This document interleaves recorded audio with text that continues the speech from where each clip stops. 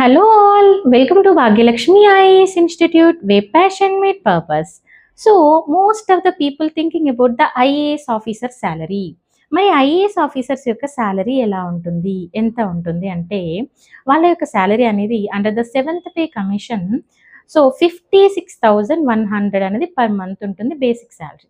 మరి దాని తర్వాత వాళ్ళకి ఏమేమో ఫెసిలిటీస్ ఉంటాయి అని అంటే గవర్నమెంట్ అలవెన్సెస్ ఏమేమి ఉంటాయంటే ఫస్ట్ హౌస్ ఉంటుంది. గవర్నమెంట్ హౌస్ అనేది ప్రొవైడ్ చేస్తుంది. తర్వాత వెహికల్ అనేది కూడా ఇస్తుంది. ట్రావెల్ అలవెన్సెస్ ఉంటాయి. దీంతో పాటుగా సెక్యూరిటీ ఉంటుంది. ఓకేనా? మరి ఇంత తక్కువ సాలరీ అని చాలామంది అనుకోవచ్చు. నేను చెప్పింది బేసిక్ సాలరీ. వాళ్ళ సీనియారిటీని బట్టి వాళ్ళ సాలరీ కూడా ఇంక్రీజ్ అవుతూ ఉంటుంది. అండ్ వాళ్ళ పోస్టులు కూడా చేంజ్ అవుతూ ఉంటాయి. మరి సీనియర్ ఐఏఎస్ ఆఫీసర్స్ అయితే సెక్రటరేట్‌లో, కమిషనర్స్‌లో పనిచేస్తుంటారు. వాళ్ళకి లాక్స్‌లో సాలరీ ఉంటుందని కూడా చెప్పొచ్చు. అయితే ఇక్కడ ఐఏఎస్ ఆఫీసర్ అంటే it's not only the like money, it's a power. It's not only the